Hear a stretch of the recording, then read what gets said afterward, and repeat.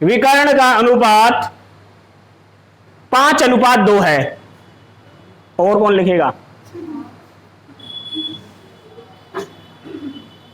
दो वर्गों के विकर्ण का अनुपात 5:2 है, तो इनके क्षेत्रफल का अनुपात क्या होगा?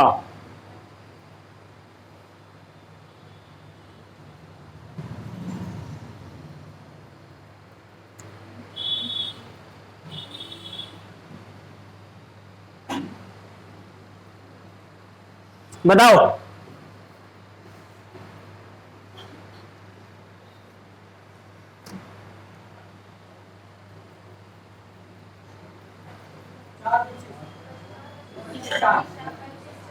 कैसे?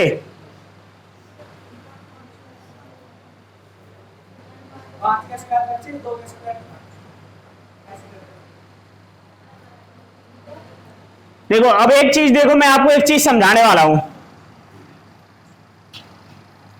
ये एक वर्ग है और दूसरा इधर भी एक वर्ग है।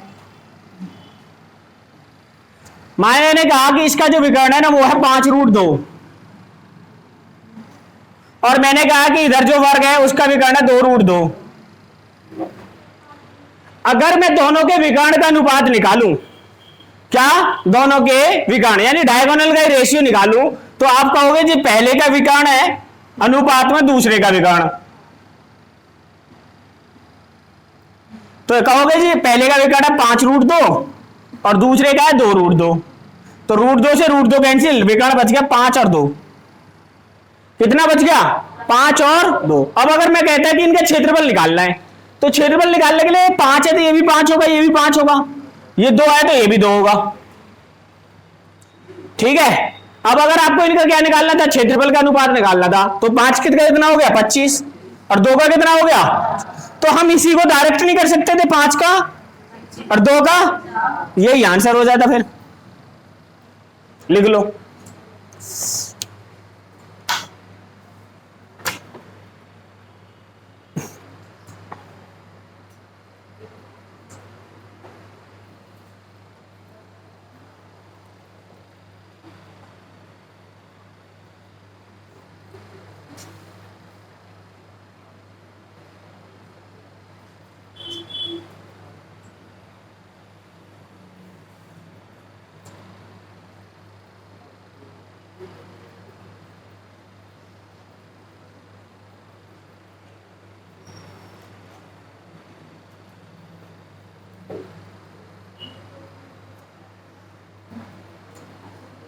लिखो, दो वर्गों के विकर्ण का अनुपात 7:5 है। दो वर्गों के विकर्ण का अनुपात 7:5 है।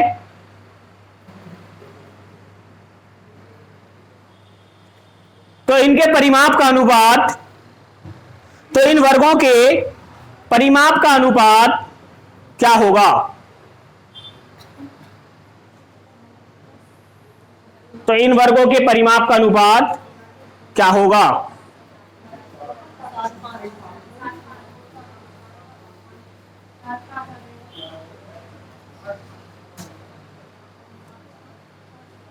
तो जितना इनका क्या आएगा? विकर्ण होगा ना, वही इनका परिमाप भी रहेगा। कैसे?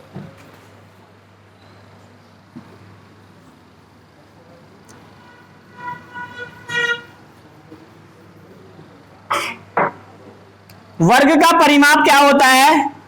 चारों साइडों का योग। इसका विकर्ण है 5 परंतु 5 दे रखा है, मैं तो 5 ही मान के चलता हूं। ये भी 7 दे रखा है। ठीक है।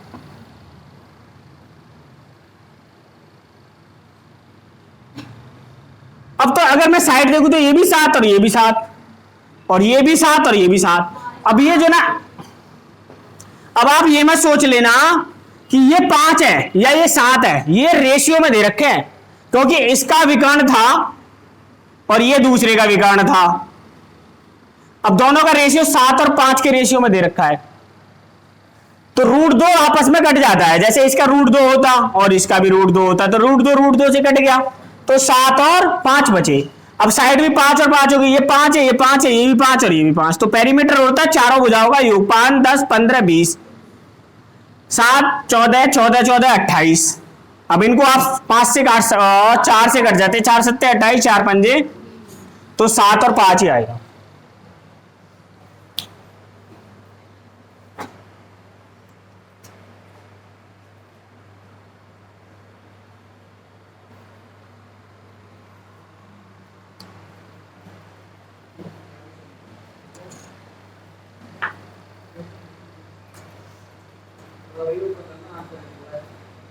ठीक है, वो आ जाएगा बाद में, आ जाएगा।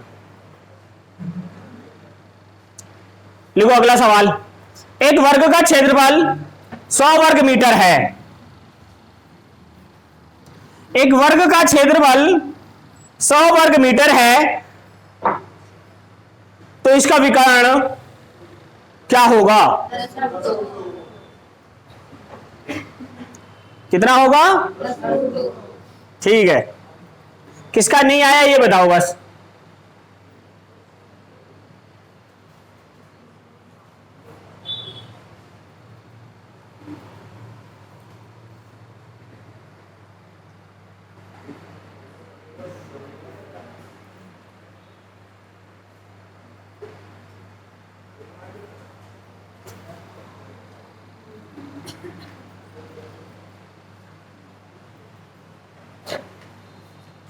किसका नहीं आया ये बताओ, आगे सबका। हाँ देखो करना क्या था, ये वर्ग है, इसका क्षेत्रफल है 100 वर्ग मीटर, तो 100 कैसे होगा? 10 और 10, 10 की मल्टीपल 10 में करेंगे 100 हो गया। अब आपसे पूछ रहा है विकर्ण, तो विकर्ण कितना हो गया? 10 रूट।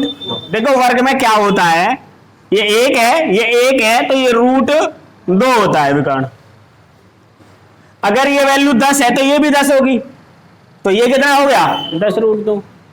अगर मैं कह दूं ये 20 है तो ये भी 20 होगी, तो ये कितना होगा? 20 रूट 2। अगर यही दे दे कि 20 रूट 2 है तो ये कितना होगा? 20, ये होगा 20। अगर यहां कहे कि किसी वर्ग में 7 रूट 2 है तो साइड कितनी होगी? 7 और 7, साइड कितनी होगी? 7 होगी। लिखो अगला सवाल। एक वर्ग का क्षेत्रफल 48 वर्ग मीटर है।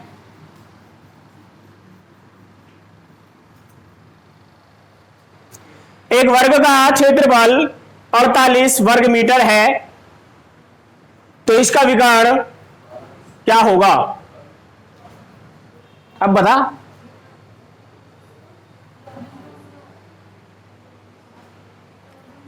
एक वर्ग का क्षेत्रफल 48 वर्ग मीटर है, तो इसके विकर्ण की लंबाई क्या होगी? अच्छा, जिसकी क्लास छूट गई होगी ना क्षेत्रफल वाले की, उसको तो समझ में आना है नहीं कि चल क्या रहा है। 12 रूट तो गलत है, 24 रूट 2 गलत है शायद।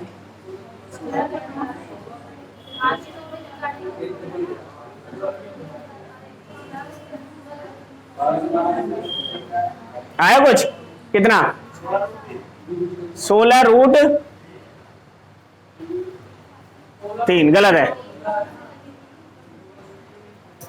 गलत है। आया कुछ? तू भी ऐसे ही लगे मुझे, गोलू की ढाल दी गई है।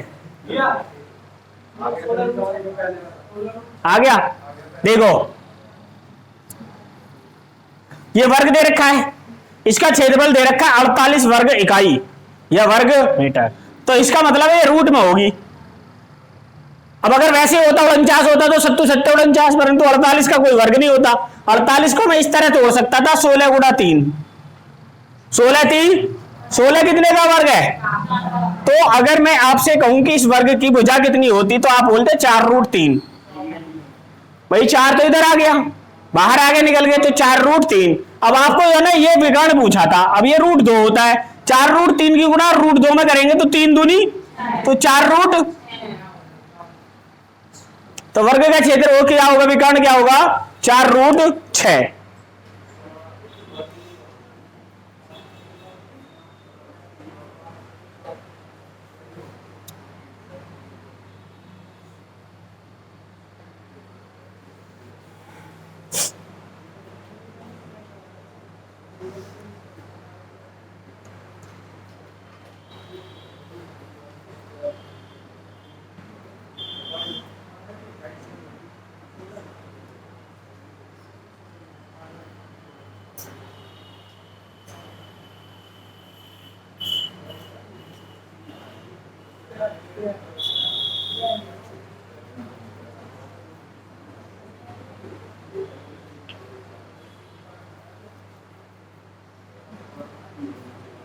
लिखो एक वर्ग का क्षेत्रफल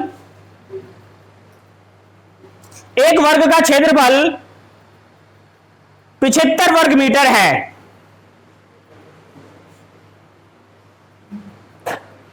75 वर्ग मीटर है, तो इसका विकर्ण की लंबाई क्या होगी?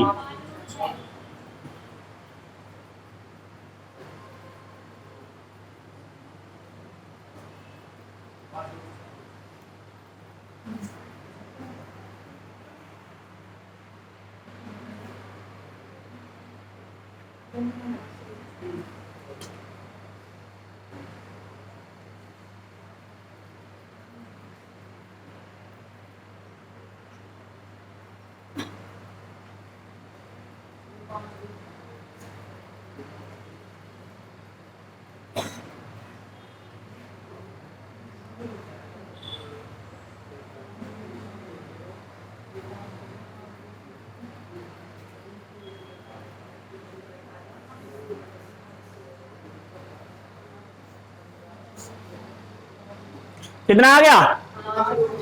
5 रूट किसका नहीं आया? नहीं आया। और नहीं आया, और किसका नहीं आया? नहीं आया। क्या दिक्कत आ रही? इसका रूट कर 75 का और तोड़ दो भागों में, रूट करके। उसका ना देखो,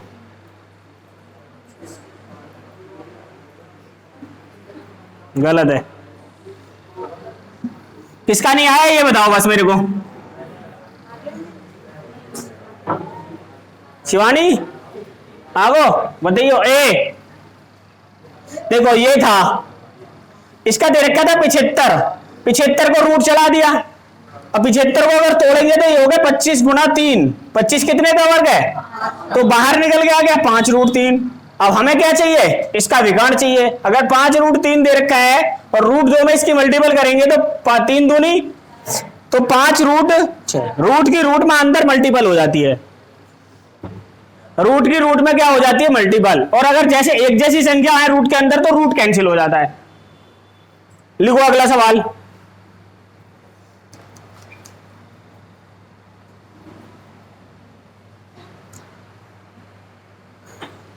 पी क्यू आर एस एक वर्ग है। पी क्यू आर एस एक वर्ग है जिसकी भुजा 20 सेंटीमीटर है। जिसकी भुजा 20 सेंटीमीटर है। यदि इसके चारों शीर्ष को आपस में मिला दिया जाए, यदि इसके चारों शीर्ष को आपस में मिला दिया जाए तो चारों त्रिभुजों का परिमाप क्या होगा?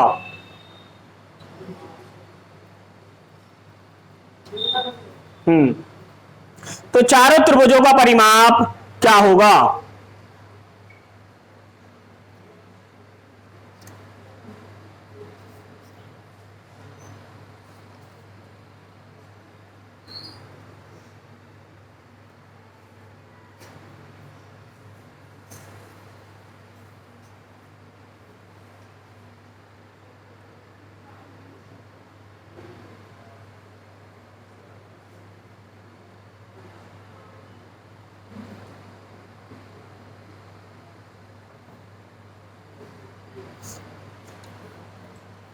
देखो अब आपसे पूछ रहा परिमाप। परिमाप क्या होता है? कि परिमाप होता है यहां से यहां तक की दूरी, यहां से यहां तक की दूरी, यहां से यहां तक की, यानी टोटल दूरी तो ये। परंतु इसमें क्या बने हैं? 4 त्रिभुज बने इस तरह से।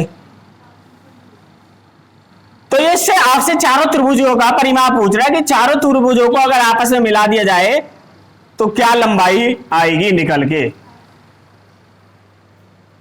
ठीक है, यही पूछ रहा है। अब अगर मैं आपसे पूछूं कि ये तो 20 है, ये भी 20 है, ये भी 20 है और ये भी 20 है, तो बाहर की माप कितनी होगी? 80 सेंटीमीटर। प्लस क्या करना पड़ेगा? अब त्रिभुजों के अंदर की माप अगर मैं इसकी बात करूं आपसे तो ये कितनी हो गई? 10 रूट 2, ये भी 10 रूट 2, ये भी 10 रूट 2 और ये भी तो चारों को जोड़े तो कितना हो जाएगा?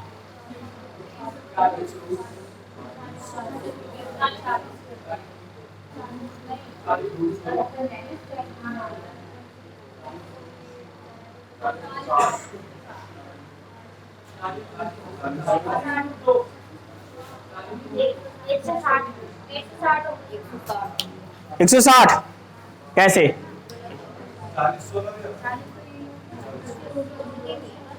देखो ये यहां से यहां तक की दूरी कितनी है? 10√2 और यहां से यहां तक की 10√2 और 10√2 ये हो गए 20√2। अब ये 10√2 इधर की और 10√2 इधर की, 10 और 10 कितना हो गया?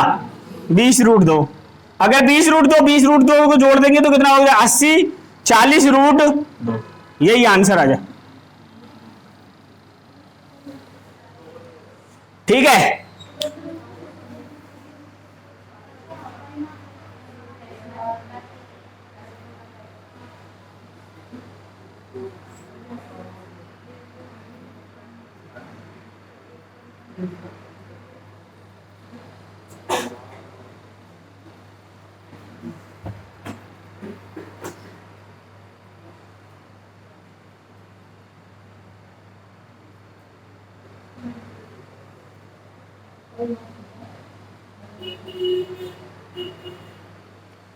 मिटा दो।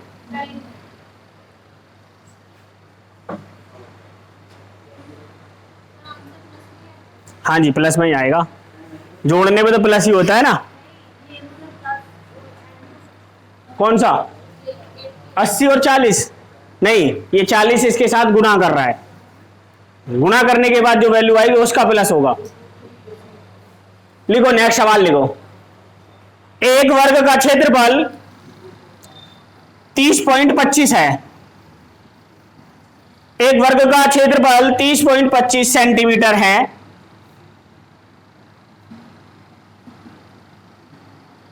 वर्ग सेंटीमीटर है, तो इसका परिमाप क्या होगा? हाँ जी, वही, वाह गजब।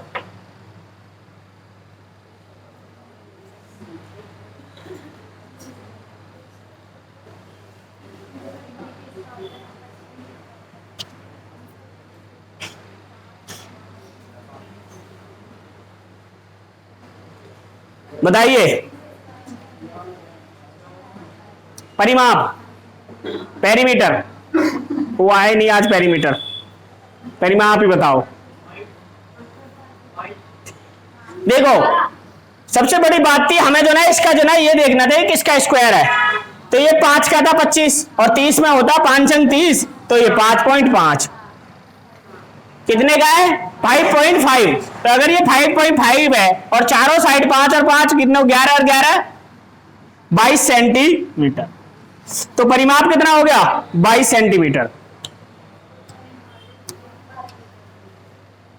देखो मैं एक चीज सिखाता हूं आपको। अगर किसी संख्या के लास्ट में 5 है और उसका वर्ग निकालना है, जैसे इसका वर्ग निकालना है, 25 का वर्ग निकालना है, 35 का वर्ग निकालना है, 45 का निकालना है, 55 का निकालना है, 65 का निकालना है, या 75, या किसी भी संख्या के पीछे अगर 5 है तब क्या करते हैं?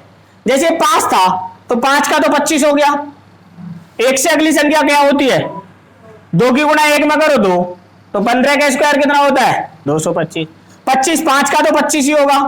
2 से अगली संख्या 3, 6, 5 से अगला क्या होता है? 25, 3 से अगली संख्या 4, 12, 5 का तो 5 25 ही होगा। 4 से अगली संख्या अगली 20, 5 का तो 5 ही होगा। 5 से अगली संख्या 6, 30, तो ये 30 25 ही था। तो 30 25 कितने का वर्ग है? 5.5 का। अभी बाद में आना, जाओ जाओ, जगह नहीं है आज। अरे गेट बंद कर, गेट बंद कर ना, गेट बंद कर तू, इधर भी लगा।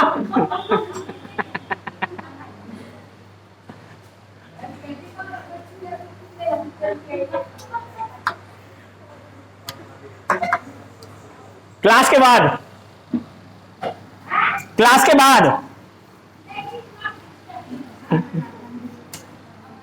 देखो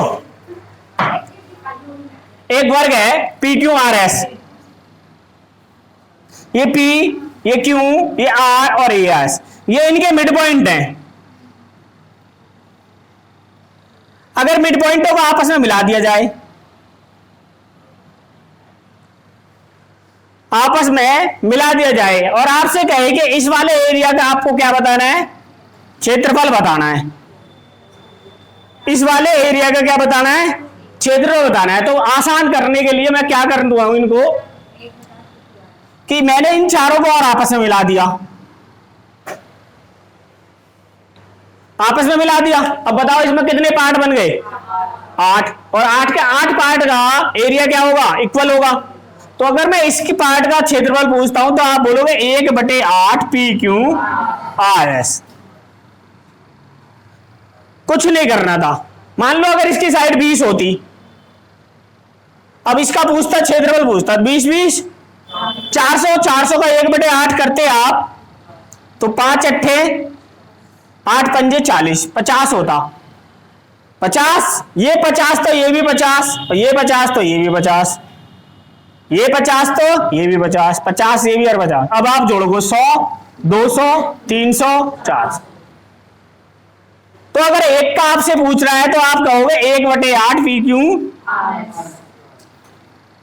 बात खत्म। कुछ नहीं करना, आपको कोई ज्यादा दिमाग नहीं लगाना है। आगे समझ में? लिखो अगला सवाल।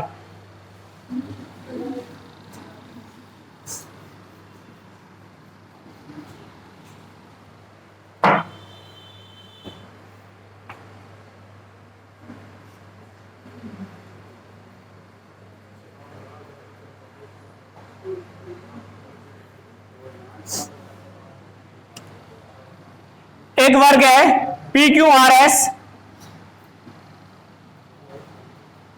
इसके डायगोनल से इसे क्या कर दिया जाता है, काट दिया जाता है। तो इस छायांकित भाग का क्षेत्रफल क्या होगा, 1/2 पी क्यू, यही आंसर है। ठीक है,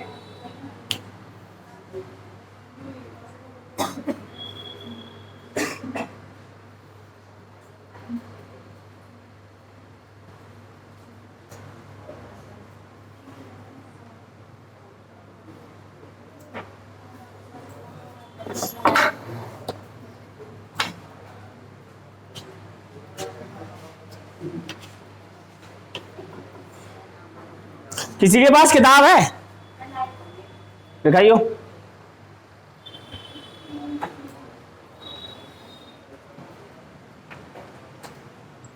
किसका है यो, पैरामाउंट का है भाई। लिखो अगला सवाल।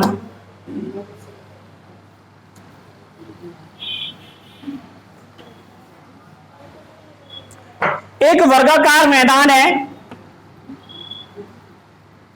जिसकी लंबाई 20 सेंटीमीटर है। इसके प्रत्येक कोने पर एक खूंटा बांध के गाय बांधी गई। गाय के गले में 3.5 मीटर की रस्सी है। तो गाय द्वारा जो चरा गया क्षेत्रफल है ना, वो ज्ञात करना है कि गाय द्वारा चरे गए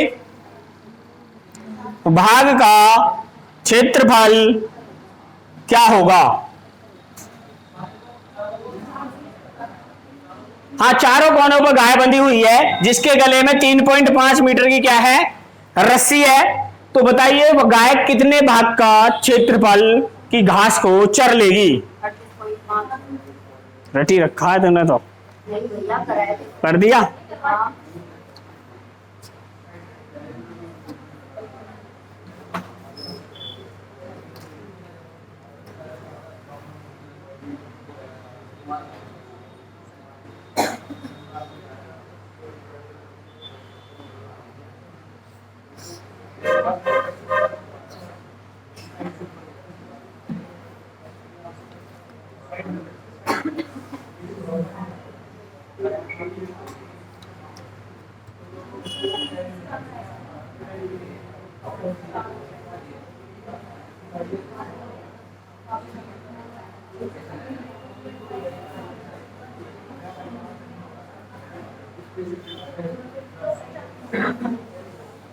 बताओ कितना आ गया? ए कितना आया? नहीं निकला। 38.13.5 और किसका आया 38.5? एक का ही आया है। देखो एक बात बताओ, मैंने जो एक चीज सिखाई है, जैसे आपसे क्या पूछ रहे हो, गाय ने कितने भाग को चराया है और गाय की रस्सी बज रही है 3.5 मीटर की, तो गाय अगर 3.5 मीटर जाएगी और ये 20 मीटर है, 20 सेंटीमीटर, तो गाय इतने एरिया को ही चढ़ सकती है। 3.5 इधर और 3.5 इधर और 3.5 इधर और 3.5 इधर, 3.5 इधर और 3.5 इधर और 3.5 इधर, 3.5 इधर। तो इन चारों अर्धवृत्त क्वार्टर को मिलाकर एक वर्ग नहीं बन जाएगा? हाँ, वृत्त नहीं बन जाएगा। अगर मैं चारों क्वार्टरों को मिला देता हूं तो क्या बन जाएगा? एक वृत्त बन जाएगा। और एक वृत्त का क्षेत्रफल निकालना है। क्या निकालना है? वृत्त का क्षेत्रफल निकालना है। और वृत्त का क्षेत्रफल निकालने के लिए आपको दे रखी है उसकी रेडियस।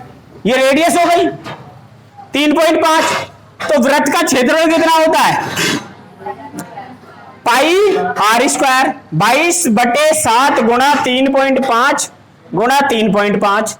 7 पंजे 22 पंजे 110, 11 गुणा 3.5 और 11 की गुणा 3.5 में करेंगे तो 38.5 वर्ग मीटर आ जाएगा। ठीक है, परंतु हमारे साथ में क्या दिक्कत है कि हम क्या करने लग जाते हैं कि एक भाग का ही निकालने की सोचते हैं। 1/4 पाई आर स्क्वायर। 1/4 नहीं करना है, पूरे को मिला दो तो एक वर्ग नहीं बनेगा, वर्ग का ही निकालना है। लिखो अगला सवाल। रुक जाए, रुके ही पड़े हम तो, तुम बताओ कब रुकोगे? रुमाल कर रहे हैं कि वो आज हमारा तो है? क्या हो जाए? ढील हो जा।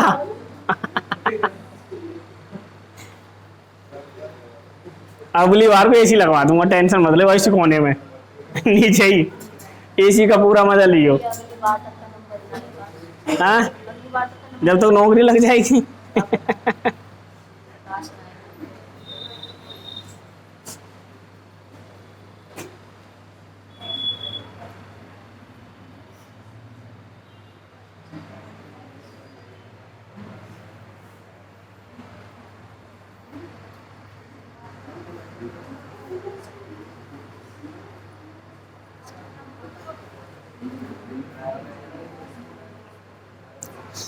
देखो अगला क्वेश्चन। एक वर्गाकार घास का मैदान 14 सेंटीमीटर भुजा वाला है। एक वर्गाकार घास का मैदान 14 सेंटीमीटर भुजा वाला है।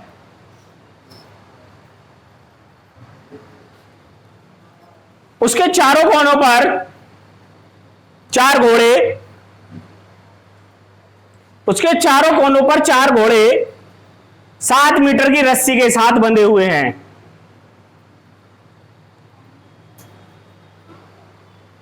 तो बताइए घोड़े मैदान की कितनी घास को नहीं चढ़ सकते? मैदान के कितने भाग की घास को नहीं चढ़ सकते?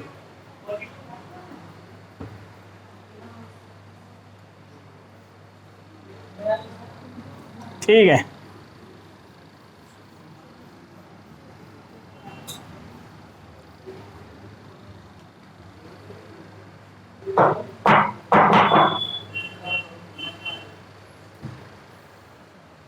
हाँ 1 2 3।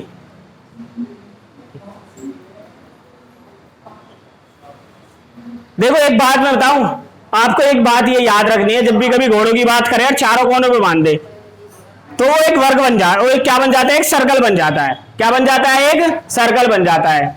अब ये वर्ग था जिसकी लंबाई कितनी थी? 14 सेंटीमीटर या मीटर जो भी है। तो अगर ये भी 14 है तो वर्ग का क्षेत्रफल होगा 14 14 196 वर्ग मीटर। अब अगर घोड़ा यहां से 7 मीटर का था और इधर से भी 7 का था तो दोनों यहां तक तो चढ़ेंगे ही, इधर वाला भी एक दूसरे को चढ़ लेंगे, मिड पॉइंटों पे चढ़ लेंगे। तो ये इधर, ये इधर, ये इधर और ये इधर। अब ये जो एरिया बच गया यही आपसे पूछा है, कि ये बताओ जो बचा हुआ एरिया है। तो चारों से तो क्या बन जाएगा, एक सर्कल बन जाएगा, ऐसे सर्कल बन गया। और सर्कल का क्षेत्रफल कितना होता है, पाई आर स्क्वायर, 22/7, और इनकी नार में भी कितनी है, 7 की है।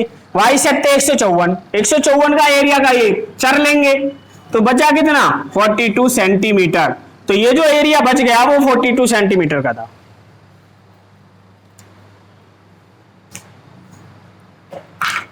आपका वर्ग खत्म। ठीक है, वर्ग और आयत पे ऐसे ही सवाल आएंगे। अगर और कोई सवाल आ जाएगा तो ऐसा आ जाएगा बीच में रास्ता है या इसके चारों तरफ रास्ता, वो मैंने करवा दिया है। ठीक है, कल करवाया था या परसों करवाया था, जिस दिन बच्चे कम आए थे उस दिन ज्यादा पढ़ा दिया था।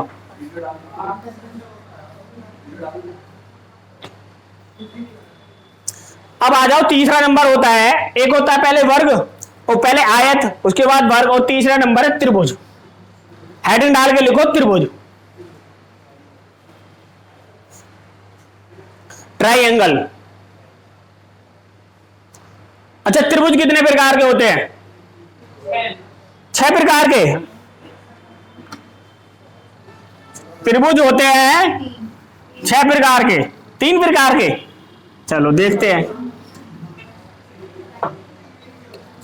त्रिभुज, अब जो पहली बार पढ़ रहे हैं ना वो जरूर ध्यान से देखना भाई। कितने प्रकार के होते हैं त्रिभुज, बता 6, कौन कौन से,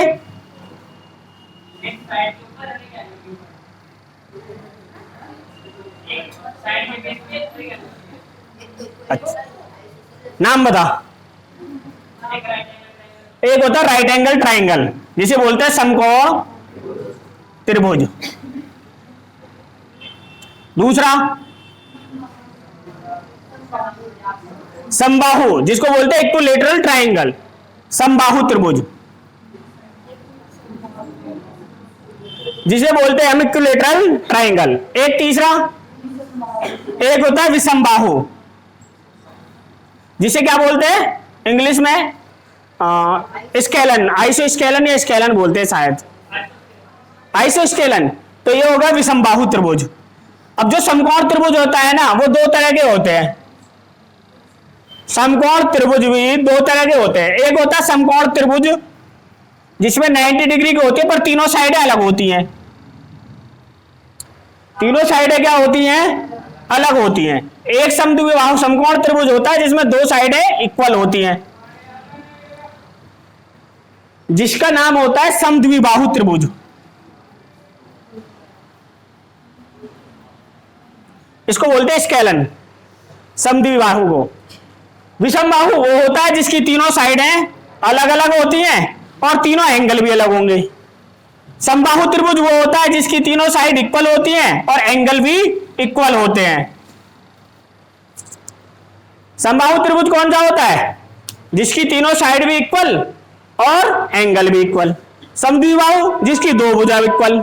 विषमबाहु जिसकी तीनों साइड। समकोण जिसमें एक एंगल 90 डिग्री का बने। ठीक है, अब एंगल की थोड़ी सी जानकारी ले लेते हैं। समबाहु,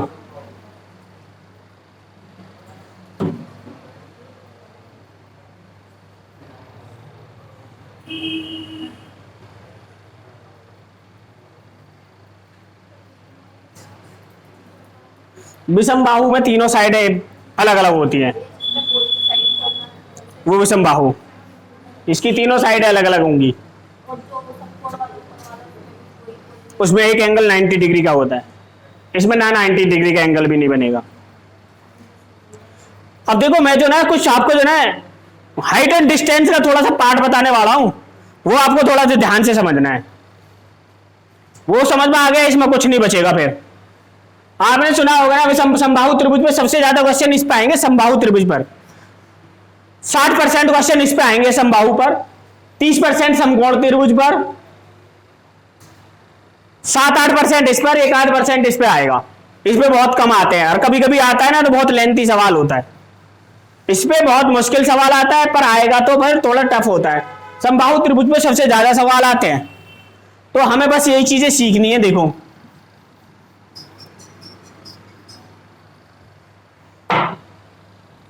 ये तीन एंगल अगर मैं बनाऊं, ये समकोण त्रिभुज है, समकोण त्रिभुज में 90 डिग्री होता है ना 90 डिग्री। अब ये बना कैसे है, किससे बना है ये देखो। बनने के लिए देखो, अगर ये आयत होता, ये रेक्टेंगल होता और ये इसका डायगोनल होता, अब अगर मैं इसे आधा काट देता तो ये राइट एंगल ट्राइंगल नहीं बन जाता? बताइए, राइट एंगल ट्राइंगल ही बनेगा। अब अगर मैं आपसे कहूं कि ये साइड 10 है और ये साइड 5 है, इस वर्ग का क्षेत्र, इस आयत का क्षेत्रफल निकालो, तो आप क्या कहोगे? 10 पंजे 50। अगर मैं कहूं आधे भाग का कितना है और आधे का, अब अगर यहीं पे मैं कहता ये कि ये एक राइट एंगल ट्राइंगल है, अब इसका तो हमें क्या बताना है? एरिया बताना है। तो यहां पर क्या करते हैं ना, बच्चा क्या करता है कि फिर समकोण त्रिभुज का फॉर्मूला लगाता है, half into base into half. Base कितना है और हाइट कितनी है? 5, और 5 पंजे। मैं कहता हूं ये नहीं लगाना है, ये स्कूल का काम है और आप स्कूल में हो नहीं, बस आपको पता होना चाहिए कि हाँ ये होता है। तो स्कूल में तो है नहीं, हमें क्या करना था, हमें इसको डायरेक्ट, अगर ऐसे कभी सवाल आ जाए कि एक राइट एंगल ट्राइंगल है, उसका आपको क्या बताना है? ये 8 और ये 6, इसका एरिया बताना है। तो आप आधा करके निकालना है, पूरा के निकाल लो, 8 छिक्के आधा कर दो, अपने आप ही 24 आ गया। आधा क्यों करते हैं? क्योंकि पूरा किससे बना हुआ है? आयत से। अगर इसको ऐसे जोड़ देते तो ये आयत नहीं बनता। अगर ये 24 है तो ये भी 24 ही होगा। बताओ आप। तो हमें जो ना फॉर्मूला याद नहीं रखना है, बस फॉर्मूला वैसे याद रखना है कि हाँ होता है। अगर डायरेक्ट सवाल आ जाए तो हमें क्या करना है? आधा कर देना है। 8 10 पंजे 50 का आधा 25। आसान रहेगा ना ये? बस तो देखो अब, तो एक समकोण त्रिभुज है जिसमें एक एंगल 90 डिग्री का है। दूसरा, ये समद्विबाहु त्रिभुज है जिसकी दोनों साइड बराबर है, कि 10 है, ये भी 10 है, ये 10 और ये भी 10। अब अगर आपसे पूछे कि बताओ इसका एरिया कितना होगा, तो आधा करना है, 10 दाम 2, 100, 100 का आधा, इतना ही तो होता है। अब ये बना किससे है? समकोण समद्विबाहु, ये बना है स्क्वायर से, बना नहीं है स्क्वायर से। अब अगर ये 10 है और ये 10 है तो ये कितना होता? अब अगर मैं आपसे कहने लगूं एक समद्विबाहु त्रिभुज है जिसका जो कर्ण है वो 10√2 है, तो बताइए इसका एरिया कितना होगा? अगर ये 10√2 है तो ये साइड 10 और ये भी 10, और ये 10 दाम 100, तो ये कितना होगा एरिया? बताओ, इसमें किसी को कोई डाउट है? तो है कोई डाउट? नहीं है? फिर देखो तीसरा,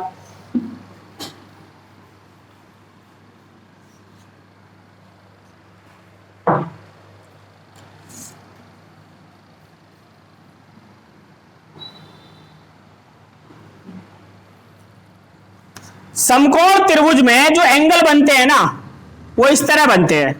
मान लो 90 डिग्री का एंगल है, तो ये होगा 30 का, ये कितने का होगा? 60 का, क्योंकि त्रिभुज के तीनों कोणों का योग कितना होता है? 180 डिग्री। अगर मैं इसको कहता कि ये तो 90 का है और ये 60 डिग्री का है, तो ये कितने का होगा? और अगर मैं समद्विबाहु बना लेता कि ये दोनों साइडें बराबर है, तो जब दो साइडें बराबर होती है तो उनके एंगल भी क्या होते हैं? बराबर होते हैं। यानी ये 45 डिग्री का है तो ये भी 45 डिग्री का होगा। अब मैं कह रहा हूं ये साइड 1 है तो ये भी 1 होगी, और जब ये 1 आ रही है ये कितनी होगी? √2 होगी। कोई डाउट? अब मैं कह रहा हूं जहां 60 होता है ना वहां वैल्यू 1 होती है, जहां 30 होता है वहां √3।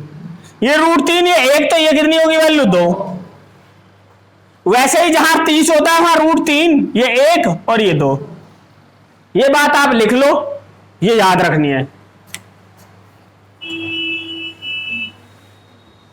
ये बड़े काम की चीज है।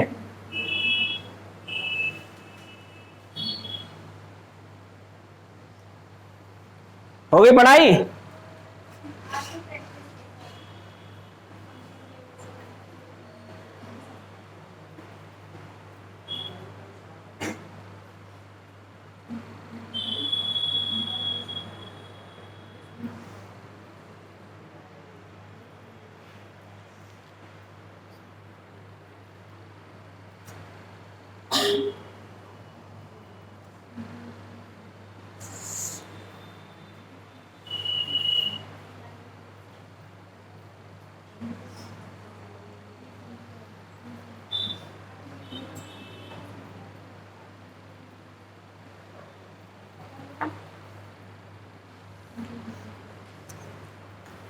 आपका काम एकदम बिल्कुल आसान हो जाएगा।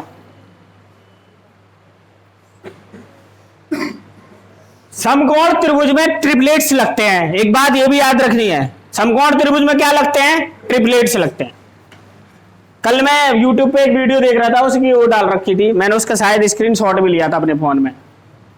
उसने एक सवाल दे रखा था और टीचर देखो पढ़ा भी रहा था और बच्चे उससे पढ़ भी रहे थे। आजकल का जो एग्जाम रह गया है ना, वो किसका रह गया है, नॉलेज का नहीं रहा है, वो रह गया टाइम का।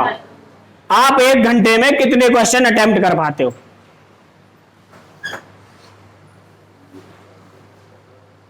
अब उसने दे रखा है एक आयत है, एक आयत का विकर्ण दे रखा है 15, साइड दे रखी है 9, बताओ इसका क्षेत्रफल क्या होगा।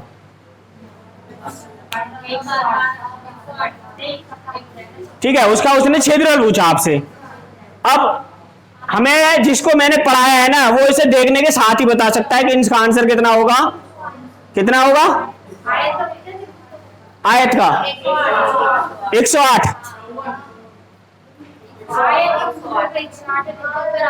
ठीक है, अब देखो जिसको पता है ना, जिसको मैंने पढ़ा रखा है ना, वो बता देगा इसे देखते ही कि इसका आंसर कितना होगा, 12 निम्मा 108। क्यों होगा, उसे पता है ट्रिपलेट्स होता है 9, 15 और 12 का, और 12 निम्मा, बात खत्म।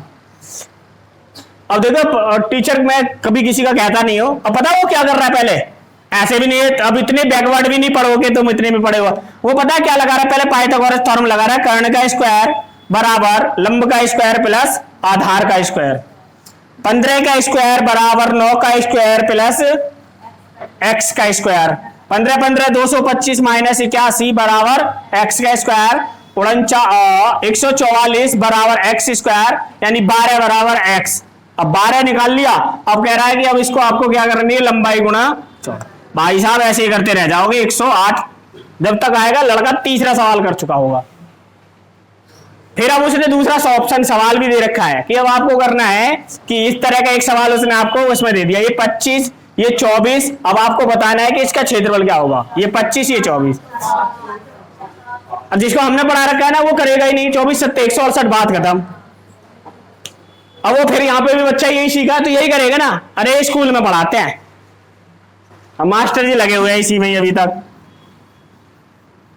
तो जब भी मैं आपसे कह रहा हूं कि आपको ट्रिपलेट्स पे बड़ा जोर देना है, किस पे जोर देना है, ट्रिपलेट्स, वो आपको याद होनी चाहिए और एक डाउट नहीं रहना चाहिए कि जी इतना होगा, है नहीं है, उसे मैं सोच रहे बताऊं नहीं बताऊं, अरे या तो सही होगा या गलत होगा, दो ही तरह से तो हो सकता है।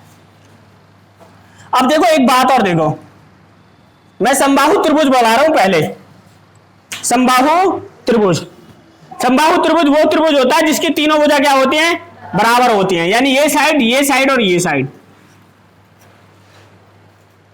और मैं ऐसा कर दूंगा ऐसे खत्म, समबाहु त्रिभुज को आप अपने जीवन में सोचा नहीं होगा कि ये ऐसे भी हो सकता है, मैं आपको किसी मास्टर ने पढ़ाया होगा।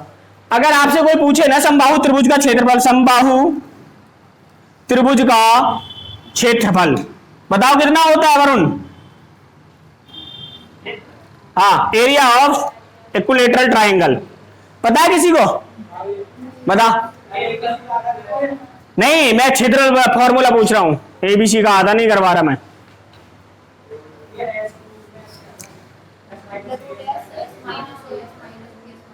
वो उसका होता है, अरे वो विषमबाहु त्रिभुज का होता है, इसका होता है √3/4a²,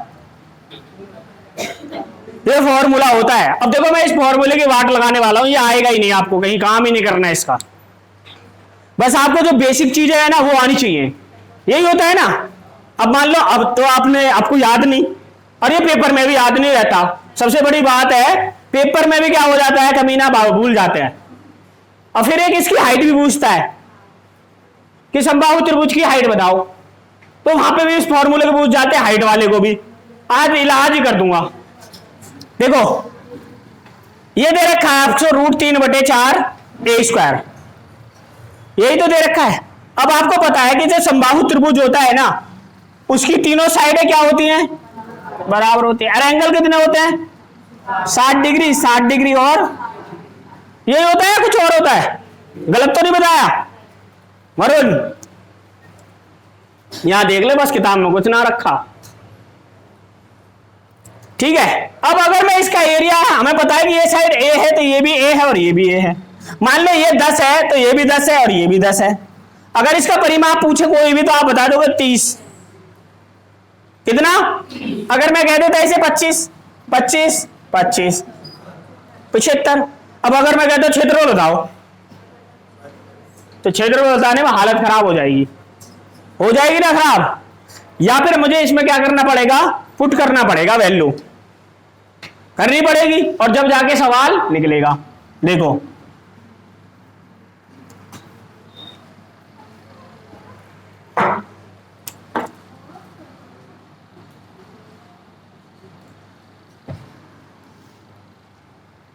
अगर ये 60 डिग्री का एंगल है, ये 90 डिग्री का एंगल है, तो ये कितने का होगा? तो ये वैल्यू कितनी होती है, ये और ये 2। अगर मैं कहूं ये 20 है, ये वैल्यू 20 है, तो ये कितनी होगी, क्योंकि ये इसकी आधी है। और अगर मैं कहूंगी ये कितनी होगी, तो 10 की मल्टीपल ऊपर कर देंगे, 10 रूट, यही तो होगा। अब अगर मैं आपसे यहां पूछूं कि ये वैल्यू 60 है, ये 30 है, ये 90 है, मैं कह रहा ये वैल्यू 40 है, ये कितनी है, तो ये कितनी होगी, और ये किस किस को समझ में आ रहा है, ये हाँ आ रहा है ना सबको? अब देखो, अब जादू देखो, करना कुछ नहीं है आपने। अच्छा एक बात बताओ, ये 60 डिग्री का एंगल था, ये भी 60 का था, ये भी 60 का था। अब मैंने कहा ये साइड 10 थी, अगर इसमें फॉर्मूले पे पुट करके हम कर निकालते तो 3/4 गुणा 10 गुणा 10, और 10 दाम 100, 4 से कितने पे कट जाता है, 25 पे। तो आंसर आता हमारा 25 रूट है। अब इतना ना करके अगर डायरेक्ट आंसर बताने लग जाए तो ये सही रहेगा, ये सही रहेगा, ये सही। जो जादूगर नहीं बोलता खेल कच्चा है, पक्का पक्का ही है ना फिर तो। हाँ देखो, अब जादू देखो तुम। अगर मैं इस एंगल को यहां से काट के इसके ऊपर एक परपेंडिकुलर डाल दूं, तो ये 2 बराबर भागों में कट गया, कट गया नहीं कट गया? और जब ये 2 बराबर भागों में कटेगा तो ये 60 डिग्री का एंगल था, कितने का बन जाएगा, और ये 90 का, और ये भी 90 का भाई। तो ये एंगल बन गया इस तरह से। हाँ अब अगर इस वाले पार्ट को इधर से मिटा के इधर चिपका दूं तो क्या बन गया, आयत बन गया, बन गया ना आयत। अब जो ये 30 वाला पार्ट था, ये 60 वाला पार्ट यहां पहुंच गया, 60 और 30, ये वाला यहां पहुंच गया 90, और ये 60 के पास ये वाला 30 आ गया, हो गया ना चारों एंगल का 90 90 90। किसी को वो डाउट है या नहीं है? नहीं है। अब एक बात और बताओ, मैं इसे मिटा देता हूं अब आपसे। अगर ये 10 साइड थी और यहां तक के अगर मैं आपसे पूछूं तो आप कहोगे 10 का आधा कितना होता है, और ये 60 1 है तो यहाँ √3 होता है, और जब ये 5 है तो ये कितना हो जाएगा, और जब मैंने इसको ऐसे चिपका दिया तो 5 के गुणा 5 में करेंगे तो कितना आएगा ना, आ गया ना आंसर। जरूरत थी इसकी, बताओ। अब अगर मैं आपसे दूसरा सवाल पूछ लूं ऐसे कि ये 20 सेंटीमीटर है, बताओ इसका क्षेत्रफल कितना होगा, तो मुझे पता चल गया ये 20 है ना, ये 10 होगा, और ये 10 रूट, तो 10 की 10 में गुणा करेंगे, विद इन सेकेंड में आ जाएगा, आपको पता भी नहीं चलने पड़ेगा कि आपको आंसर आ गया। बताओ किसी ने कोई डाउट हो तो, और समझ में किसी नहीं आया वो भी बताओ। है कोई जिसको समझ नहीं आया? आ गया? और जिसको समझ नहीं आया ना उसे ब्रह्मा जी की आवश्यकता है। समझ गए ना ब्रह्मा जी की क्यों आवश्यकता है? सर्विस करवानी पड़ेगी दिमाग की। मोमीलाल कम हो गया है या फिर जंग वंग लग गया है तो तेजाब से दिलवा के लाने पड़ेंगे नट बोल्ट। मिटा दूं? अब अगर आपसे यही आ जाए ऐसे ही सबसे ज्यादा क्वेश्चन इसी पे आते हैं और बच्चा यहाँ पे फंस जाता है। वो ये नहीं लगा पाता, हिसाब नहीं लगा पाता कि इसका फॉर्मूला कैसे लगाऊं, भूल जाता है। ये आपके पास में दे रखा है मैंने, एक समबाहु त्रिभुज है, इसकी एक साइड 25 सेंटीमीटर है, तो बताओ इसकी हाइट क्या होगी?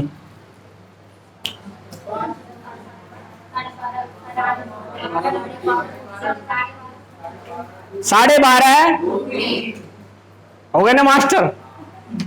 बताओ, कहीं से अलग से हाइट का फॉर्मूला यूज करना है? नहीं करना है ना। अब देखो हाइट का फॉर्मूला क्या होता है। समबाहु त्रिभुज की ऊंचाई बराबर √3/4a, यही होता है ना? नहीं, √3/2a। ए का मतलब होता है भुजा। अब आप इसी में पुट करते √3/2 गुणा 25, 25 को 2 से डिवाइड करते तो 12.5 ही आता, और ये कितना हो जाता? 12.5 रूट। इतना टाइम है, बताओ आप। और हमने क्या कर दिया? डायरेक्ट कर दिया। ये 25 था, ये 12 तो ये 12.5 रूट आ गया आंसर। अगर इसका आपसे पूछ लेते क्षेत्रफल बताओ इस वर्ग का, इस आयत का, उसका समबाहु त्रिभुज का क्षेत्रफल बताओ, तो 12.25 की 12.25 में मल्टीपल करते, यानी 5 पंजे, और 12 की गुणा 13 में करते तो कितना होता? 132, 132.25 रूट। तो 12 की गुणा 13 में 132 नहीं होता भाई, 144 और 12 156 होता है। 156.25 √3 आ गया आंसर। आया समझ में? नहीं आया? हाँ, लिखो, एक सवाल लिखो तो। अब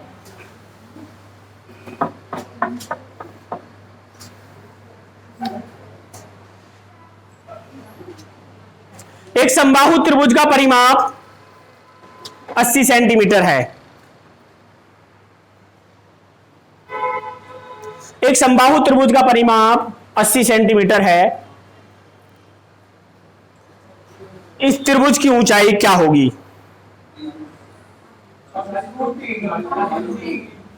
40 रूट? बेटा गलत है।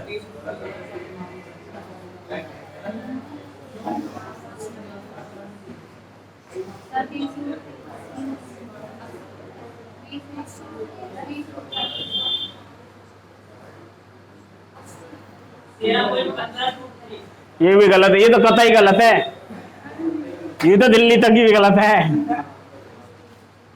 अच्छा देखो, कर गए ना गलती। यही तो होता है, शॉर्ट में सारी चीजें गड़बड़ हो जाती हैं, ज्यादा शॉर्ट पढ़ा दो। अच्छा, एक त्रिभुज है, इसका परिमाप कितना है? 80 बोला है मैंने, और ये गलत। 90 कर लो उसे, 90 कर लो, इसका सही था। 90 कर लो उसे, 30 की जगह भाई 90 कर लो, 90।